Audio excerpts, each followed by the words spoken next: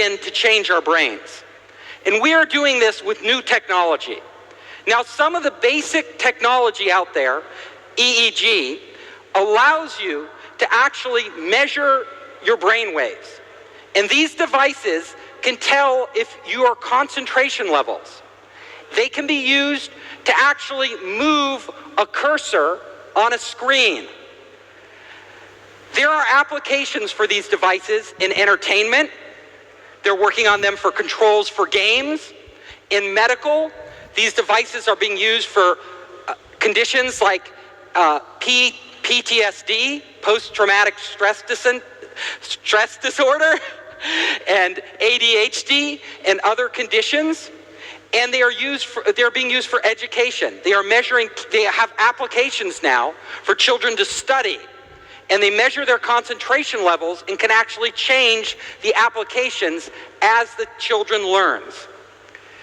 But where we're headed, and let me tell you, 1 minute, is these devices are now capable of actually recording dreams, but not in a very granular way. In a very primitive way, they can actually capture and identify what a person is dreaming. So they have done studies where they've hooked these devices up to a person's head, they've had them dream, they woke them up, and then they asked them to recall memories in their dreams. And they read the patterns of the brain. And then the person goes back to sleep, and if they dream of the same things, they can recognize those patterns. That is just the beginning of where we are headed. Right now, scientists in laboratories around the world are developing brain chips. Now, these are chips that can be inserted into the brain, and they are wireless. And let me show you. They have actually had a monkey that broke its back. So its spinal cord was severed. The monkey was paralyzed from the waist down. But they inserted a chip in the monkey's brain, and then they inserted another chip in its lower spine. And they allowed the brain to communicate with the lower spine. As soon as they did this, the monkey could walk again. That is amazing. Totally amazing. So they could actually transmit the thoughts of the monkey wirelessly to parts of the body. But it gets even more amazing than that. So they now have, in a laboratory, monkeys with chips in their brain. And then they have an electric wheelchair. And just by thinking, just with the thought of the monkey, they can drive the wheelchair around. Think about that. If a monkey can do that, what could you do if you had that chip in your brain? They have also done experiments with monkeys with a chip in their brain and a robotic arm. And the monkey, just by thinking, can reach out and grab something like food and feed itself. That is amazing if you think about it. So the monkey's thoughts are actually able to control things outside their body.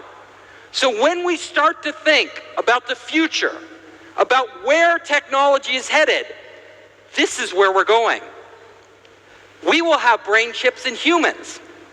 And the people who will get those brain chips first are people who suffer from severe medical conditions.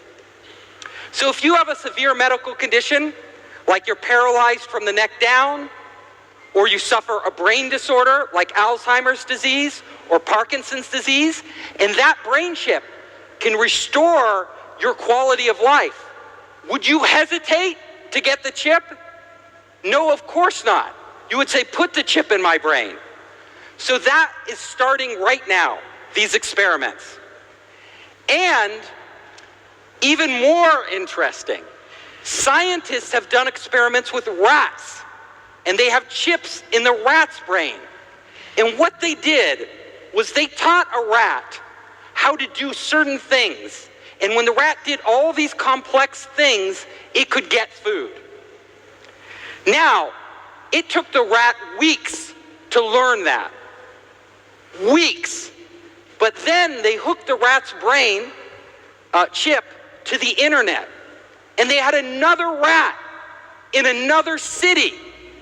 And instantly they connected those two rats' brains. And do you know what happened? The other rat knew how to get the food right away. It didn't have to learn anything. The knowledge was transferred from one brain of a living animal to another brain. That is amazing. That opens up a world of possibilities, because if they can do that in rats today, imagine 10 years from now what they can do in humans. And we will go there. So, mind-to-mind communication. This is something of science fiction that we all read about. But this is actually possible today, as I just showed you. So there will come a point where if we have a chip in our brain, and you out there have a chip in your brain, we can communicate. We can communicate without talking. We can communicate when you're halfway around the world. And we can exchange knowledge. So, if you look at a world where we have these chips that are connected to the internet, all of a sudden, every piece of information on the internet becomes accessible to our minds. Now, when we look back at today and we have to go to Baidu or Google and type it in, that will seem so primitive. Nobody will do that. You will just think, what knowledge do I need? And it will appear there for you to use. But it gets even weirder, stranger, because we will not only be able to transfer knowledge, but we will be able to transfer memories. Now, so you could have an experience like skydiving, and all of a sudden you could transfer that experience to a friend, and all of a sudden they have experienced what you have experienced. It gets even weirder, because we will be living our lives as our lives. We know our lives and our memories, but you will all of a sudden have access to anybody's life who wants to make it available to you. People will put open source their lives so others can download pieces of their lives and experience those things. That will be really strange. We won't know the difference between our own memory and a memory we acquired from someone else. Think about that. It gets even stranger. So, all of us are here learning at Siebes, right? Getting EMBAs and MBAs. Well, this will be obsolete, because Siebes will literally be in the cloud. And you will just download from all the best minds in the world whatever you need to know when you need to know it. Our brains we will no longer have universities as we have them today. That will change. Information will be on demand. Information will be commoditized. Knowledge will be commoditized. All of us will be smarter, have infinite amounts of storage, and infinite access to information. It will be unheard of. We will no longer be this isolated human being. We will be connected to everything. So, you can imagine, not only will we be able to get knowledge, but we can actually have full experiences in our head. So right now we have these clunky VR units that we have to put on. But in the future, you can just download a whole environment and actually live in it. And all of you might think, this is not real. But do you know, every night when you dream, those dreams are real. No matter how fantastic your dreams are, they are real. You feel like you're really there. Our brains have that capability already built in. All it takes is the technology to stimulate and transfer the right images in our brain, so our brain creates them, and then we will live like the difference between us dreaming and reality will be blurred. We will be spending a lot of time outside our bodies. So, think about this. You, as a human being right now, are trapped in this body. But once you are connected to the internet, you are no longer trapped in your body. You can actually be anywhere at any time that any other person or any other device is getting sensory information. So there could be a robot on Mars, and you could literally tap into the robot on Mars, and it would be like you're on Mars. It could totally recreate the experience, including the sensations, the physical sensations, like everything of you being on Mars. You can live through other people, your favorite pop star, your favorite scientist. You could be in Elon Musk's head right now, walking around doing what he's doing, if Elon Musk allowed you to do that. It gets so strange because our senses now, we have our 5 senses of our body.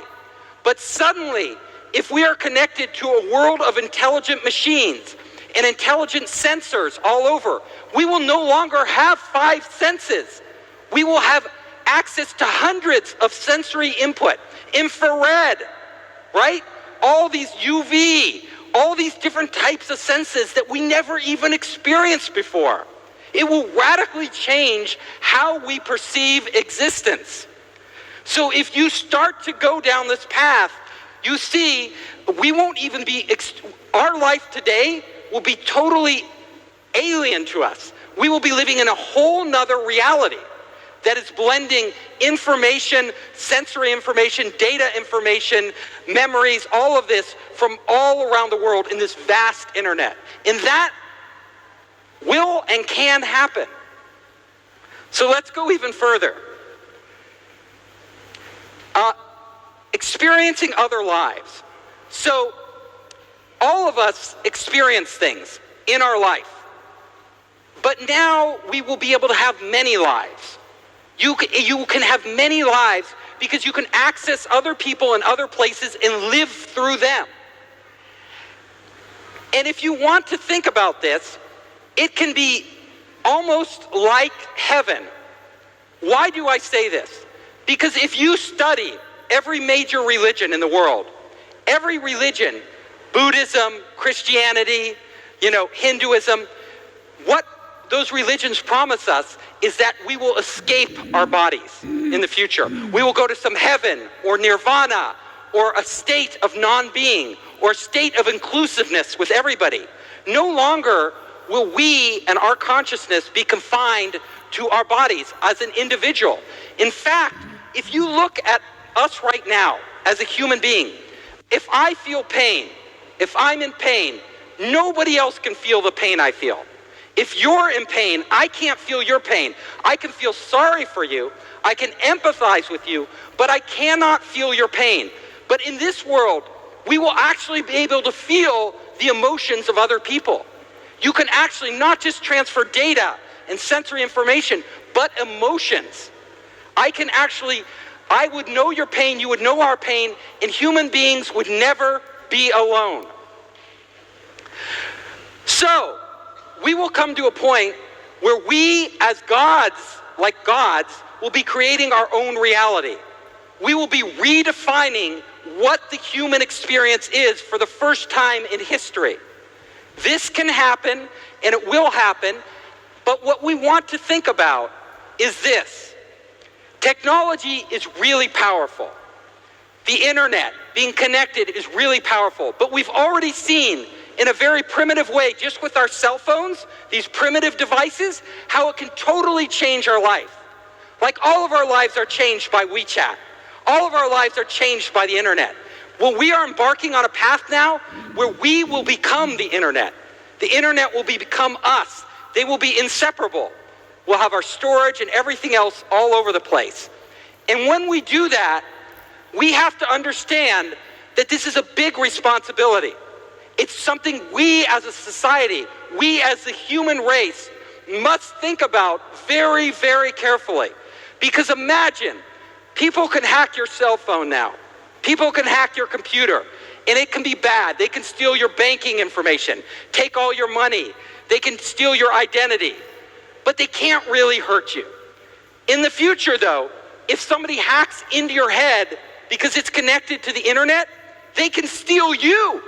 They could actually steal you.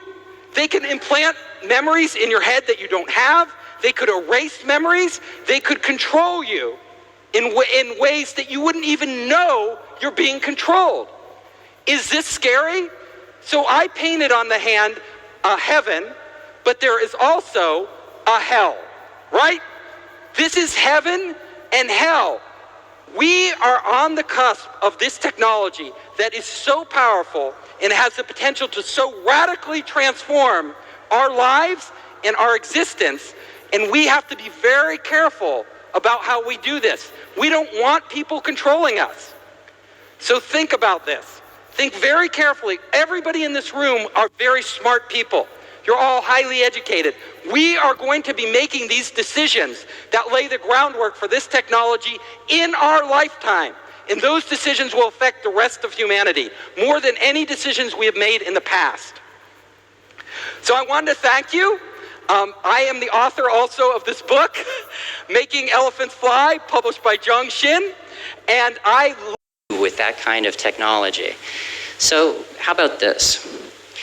How about nano machines that were so small but powerful that they could fit inside of your body? These would be pattern recognizing machines that could fit inside your body and actually pattern recognize pathogens like HIV or cancer, find them, target them, kill them. Here's a little animation to sort of give you an idea of what it'd be like. And then imagine a couple of years later when they get even more developed. Now we can go inside the cell. We can identify parts of the cell like the telomeres. Now telomeres, for those of you who don't know, they're like our cellular clocks. When we age, our telomeres shrink like that. What if we could go inside the cell and rebuild the caps of the telomeres? We have a drug these days that does that called telomerase. But what if we could do it more precisely with nanotechnology? What that means is we could actually set our age. What we're talking about is picking an age, 22, 25, 29, whenever your peak was. Immortality is now on the menu, ladies and gentlemen. And the same type of advanced nanotechnology could also cross the blood-brain barrier. It could get into your brain, it could actually make physical connections to the neurons in your brain, and that would allow for something called full immersion virtual reality. You could live in something like the Matrix. I'm sure you've all seen the movie The Matrix. It would be like that. But even beyond that, you could also have augmented reality built right into your brain, onboard mental computers. This would be pretty amazing. It'd be like Google Glass or something, but instead of the technology being at your fingertips, it's already in your brain. Now, this might be something that's hard for you guys to conceptualize, and I understand because you've never seen it before in popular media, but luckily, I have a clip.